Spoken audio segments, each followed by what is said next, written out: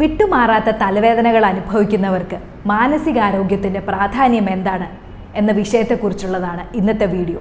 ഞാൻ doctor Pebitha, Kozhikode district operative ഹോസ്പിറ്റലിലെ ENT സർജനാണ്.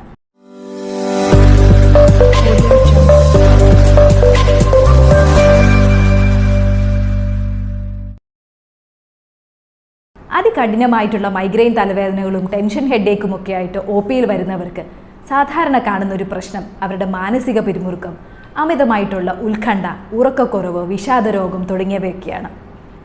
ഇത്തരത്തിലുള്ള പ്രശ്നങ്ങൾക്ക് ഒരു പരിഹാരം നമ്മുടെ മാനസികാരോഗ്യം മെച്ചപ്പെടുത്തുക എന്നുള്ളതാണ്. ലോകാരോഗ്യ സംഘടന തന്നെ ആരോഗ്യത്തെ ഡിഫൈൻ ചെയ്യുമ്പോൾ മാനസികാരോഗ്യത്തിനുള്ള പ്രാധാന്യം ഇതിൽ എടുത്തു പറയുന്നുണ്ട്. എന്നാൽ നമ്മളൊക്കെ പലപ്പോഴും ആരോഗ്യമെന്ന് വിചാരിക്കുന്നത് നമ്മുടെ ശരീരത്തിൻ്റെ ആരോഗ്യം മാത്രമാണ്. മാനസികാരോഗ്യത്തിന് നമ്മൾ അത്ര പ്രാധാന്യം കൊടുക്കുന്നില്ല. എങ്ങനെയാണ് നമ്മുടെ മാനസികാരോഗ്യം നന്നാക്കേണ്ടത്? പല ആളുകളെയും സംബന്ധിച്ചിടത്തോളം മാനസികാരോഗ്യം നന്നാക്കുക എന്ന് വെച്ചാൽ രാത്രി ഒരു 8 മണിക്കൂർ ഉറങ്ങുക, കാര്യങ്ങളൊക്കെ കൃത്യമായിട്ട് ചെയ്യുക, ടെൻഷൻ അടിക്കാതിരിക്കുക. അത് വളരെ സ്ലോ ആയിട്ടുള്ള സ്റ്റെപ്പിലൂടെ പോയാൽ മാത്രമേ അത് നമ്മുടെ ജീവിതത്തിലുടനീളം പ്രാവർത്തികമാക്കാൻ സാധിക്കുകയുള്ളൂ. ജെയിംസ് ക്ലിയറിൻ്റെ അറ്റോമിക് ഹാബിറ്റ്സ് എന്ന ബുക്കിൽ പറയുന്നത് പോലെ വളരെ ചെറിയ സ്റ്റെപ്സാണ് വലിയ നേട്ടങ്ങൾ ഉണ്ടാക്കുക. ബ്രിട്ടീഷ് സൈക്ലിംഗ് ടീമിനെ വിജയത്തിലേക്ക് എത്തിക്കാൻ വളരെ ചെറിയ 1% ഒരു ദിവസം എന്ന പോലെയുള്ള ചേഞ്ചസ് ആണ് ആ ബുക്കിൽ പറഞ്ഞിട്ടുള്ളത്. അപ്പോൾ ഇതേപോലെ വളരെ ചെറിയ സ്റ്റെപ്പുകൾ എടുത്താൽ മാത്രമേ നമുക്ക് ഈ മാനസികാരോഗ്യം എന്നും നിലനിർത്താൻ സാധിക്കുകയുള്ളൂ. മാനസികാരോഗ്യം നിലനിർത്താൻ നമുക്ക് ചെയ്യാൻ പറ്റുന്ന കാര്യങ്ങൾ എന്തൊക്കെയാണ്? ഇത് ചെയ്യുമ്പോൾ എങ്ങനെയാണിത് പ്രാവർത്തികമാക്കേണ്ടത്? ഏറ്റവും ആദ്യം നമ്മളൊരു എക്സസൈസ് ചെയ്യാനാണ് സ്റ്റാർട്ട് ചെയ്യുന്നതെന്ന് വിചാരിക്കുക. അപ്പോൾ ഈ എക്സസൈസ് ചെയ്യുമ്പോൾ ആദ്യത്തെ ദിവസം തന്നെ 1 മണിക്കൂർ എക്സസൈസ് ചെയ്ത് കളയാമെന്ന് വിചാരിക്കുന്നതിന് പകരം ആദ്യത്തെ ദിവസം ഒരു 5 മിനിറ്റ് അതല്ലെങ്കിൽ 10 മിനിറ്റ് മാത്രം ചെറിയ വാമപ്പുകൾ മാത്രം ചെയ്യാൻ ശ്രദ്ധിക്കുക. ഒരു 1-2 ആഴ്ച കൊണ്ട്, അതല്ലെങ്കിൽ കൃത്യമായിട്ട് പറഞ്ഞാൽ ഒരു 21 ദിവസം എടുത്ത് ഈ എക്സസൈസ് നമ്മുടെ ദിനചര്യയുടെ ഭാഗമാക്കുക. എക്സസൈസ് ചെയ്യുമ്പോൾ ശരീരത്തിൽ എൻഡോർഫിൻ എന്ന ഹോർമോണുകൾ ഉണ്ടാവുകയും ഈ എൻഡോർഫിൻ നമ്മുടെ ശരീരത്തിൽ ഹാപ്പി ഹോർമോണായി ആക്ട് ചെയ്യുകയും നമ്മുടെ വേദനകളെ കുറയ്ക്കാനും മാനസികാവസ്ഥയെ സന്തോഷത്തിൽ നിലനിർത്തുകയും ചെയ്യുന്നു. രണ്ടാമത്തെ കാര്യം, നമുക്കിഷ്ടമുള്ള കാര്യങ്ങൾ ചെയ്യാൻ സമയം കണ്ടെത്തുക. ഓരോരുത്തർക്കും പല പല ഇഷ്ടങ്ങളാണ്. ചിലർക്ക് വായിക്കാൻ ഇഷ്ടമായിരിക്കും, ചിലർക്ക് കുഞ്ഞു കുഞ്ഞു കവിതകളും കഥകളും എഴുതാൻ ഇഷ്ടമായിരിക്കും, ചിലർക്ക് ഗാർഡനിങ് ഒരു ഹോബിയാണ്, ചിലർക്ക് തുന്നൽ ഒരു ഹോബിയാണ്. ഇതേപോലെ നമ്മുടെ മനസ്സിന് സന്തോഷം നൽകുന്ന, ആനന്ദം കണ്ടെത്തുന്ന കാര്യങ്ങൾ ചെയ്യാൻ ശ്രമിക്കുക.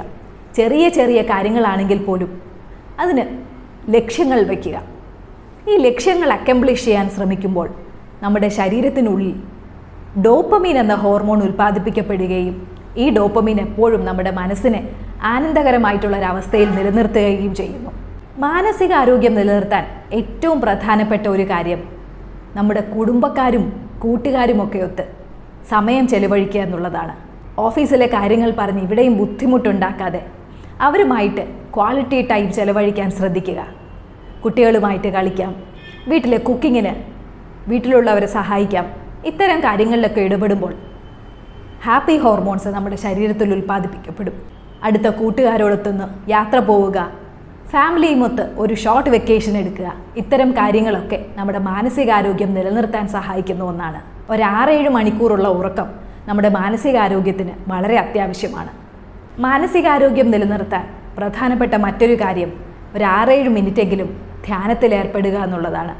ഈ സമയത്ത് ബ്രീത്തിങ് എക്സസൈസുകൾ പ്രാക്ടീസ് ചെയ്താൽ നമ്മുടെ ശ്വാസോച്ഛ്വാസത്തെ ഒന്ന് നമുക്ക് തന്നെ വരുതിയിലാക്കാൻ കഴിഞ്ഞാൽ ഇതും ശരീരത്തിന് ഒരു പോസിറ്റീവ് എനർജി നൽകുകയും നമ്മുടെ മാനസിക പിരിമുറുക്കം കുറയ്ക്കാൻ സഹായിക്കുകയും ചെയ്യും. മാനസികാരോഗ്യം നിലനിർത്താൻ മറ്റൊരു എളുപ്പവിദ്യ എല്ലാത്തിനും ഒരു ചെക്ക് ലിസ്റ്റ് കീപ്പ് ചെയ്യുക എന്നുള്ളതാണ്.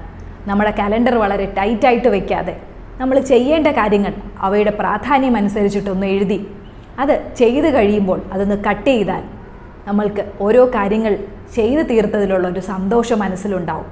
ഇത് നമ്മൾക്ക് വീണ്ടും വീണ്ടും കാര്യങ്ങൾ ചെയ്യാനുള്ളൊരു പ്രചോദനവും നൽകും.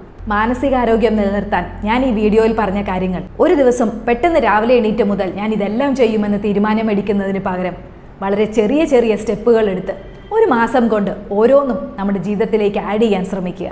ഈ വീഡിയോ ഇഷ്ടപ്പെട്ടെങ്കിൽ എൻ്റെ വീഡിയോ ഒന്ന് ലൈക്ക് ചെയ്യുക, കമൻറ്റുകൾ രേഖപ്പെടുത്തുക. എൻ്റെ ചാനലൊന്ന് സബ്സ്ക്രൈബ് ചെയ്യുകയും ചെയ്യണേ.